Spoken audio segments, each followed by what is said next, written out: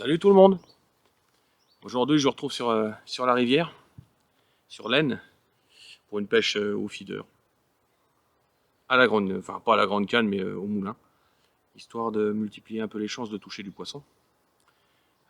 C'est début septembre, on est en plein dans cette semaine où il fait une chaleur qui n'est pas vraiment d'époque, mais bon, on va pas s'en plaindre, hein, on aura le temps d'avoir froid cet hiver.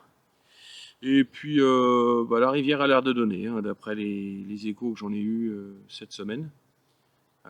Les poissons blancs sont actifs, les brèmes, les chevènes et autres. Donc je suis venu tenter ma chance ce matin. On va voir ce que ça va donner. On va voir. Pour le moment, ça tient tranquillou. J'ai déjà pris quelques tapes. On va voir où ça en est.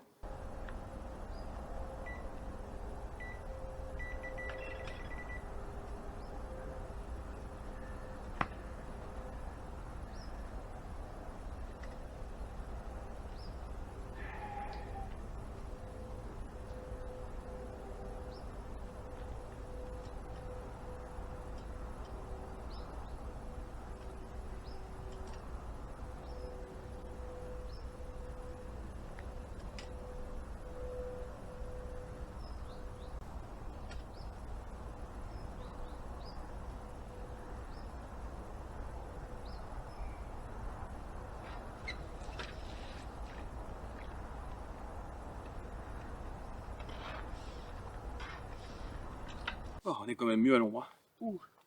Bah tiens, j'en profite. Je viens de faire une jolie brème. Je vais recogner. Donc on va présenter l'objet du délit aujourd'hui.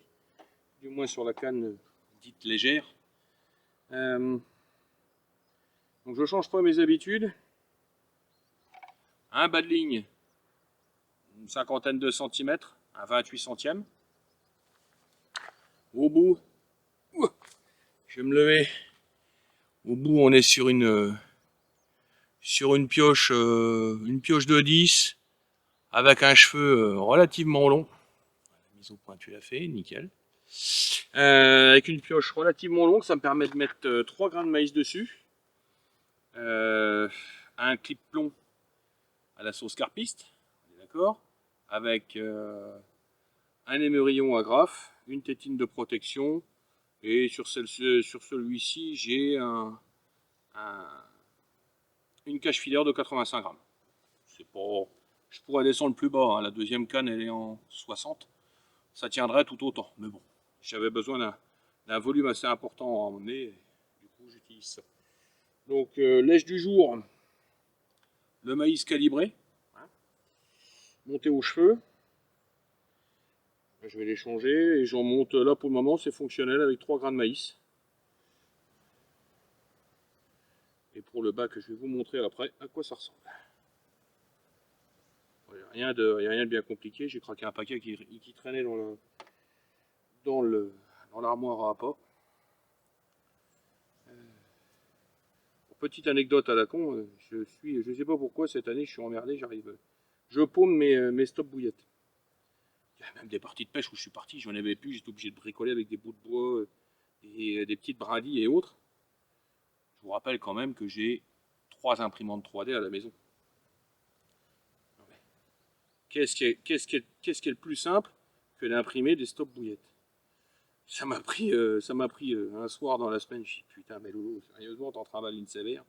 Résultat des courses, je me suis imprimé une cinquantaine de stop bouillettes, ça m'a pris en tout et pour tout 3 minutes à les dessiner et puis 4 minutes à imprimer.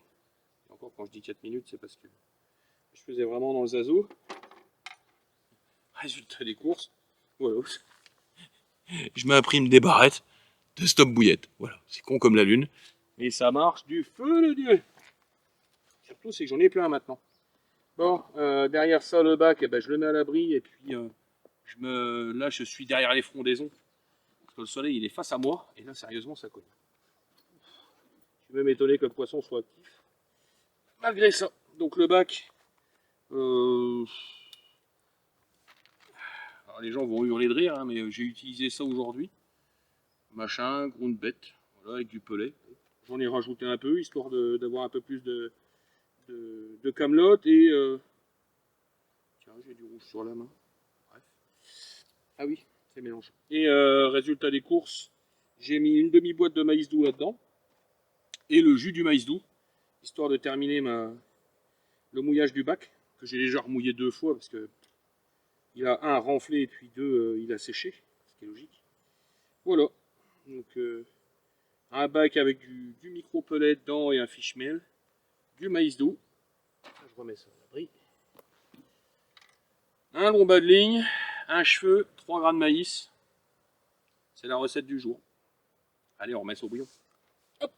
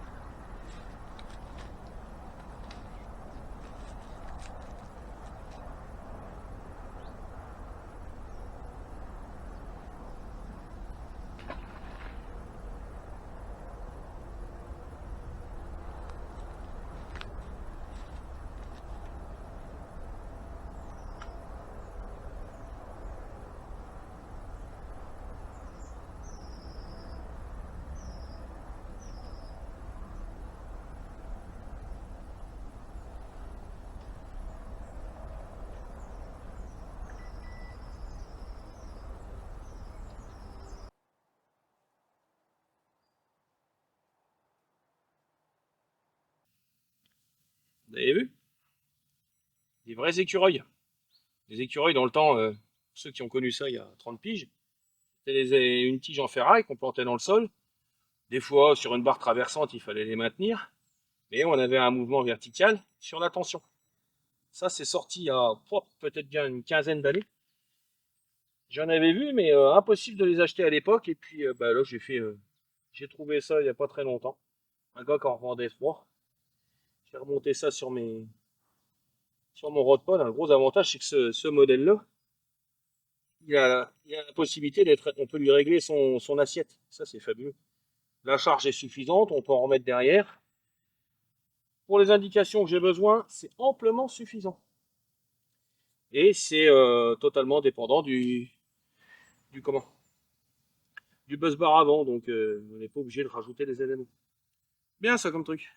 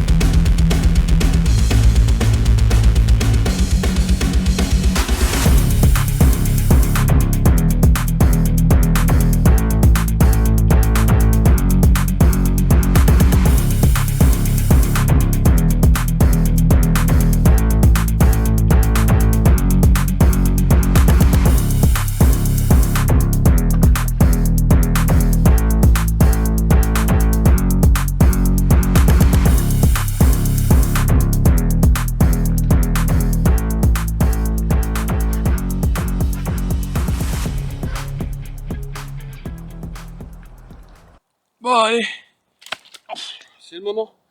Bon, c'était 2 petites heures de pêche. Ça se solde par une décroche, un loupé, quelques jolis sujets. Ce genre de petites bébêtes. Voilà, ça fait de la jolie brème. Ouais. Il y en a une dans le lot, elle m'a fait un départ. On aurait presque cru un poisson un peu plus noble. Un joli chub. Je pensais en avoir fait 2, mais non. Voilà. Le grand classique. Bon, tout ce monde-là va retourner au bouillon rapidement.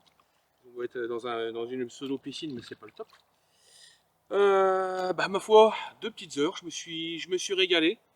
Là, ça s'est éteint, là, depuis un quart d'heure, il n'y a plus rien. On arrive aux heures les plus chaudes de la journée, hein, autour de midi. Bon, on retentera une autre fois. Je vais faire vite. On est là-dessus. Donc on fait comme d'hab. On essaye de se mettre un pouce bleu, une petite reco qui va bien. Si vous avez des questions, n'hésitez pas dans les commentaires. N'oubliez surtout pas de vous abonner, ça fait toujours plaisir. Et puis pour me retrouver les copains de la Zinzin Family, une seule adresse, il suffit de monter sur Riverfeeder et compagnie. Ça ne parle que de pêche en plombée, en rivière et en wild. Mais bon, il y a une ambiance de dingue, et puis c'est que les fondus au grand cœur. Sur ce, je vous souhaite une bonne journée. Moi je me suis régalé, hein, ça m'a fait du bien. Et puis la petite pensée du jour, comme d'hab. Allez à la pêche!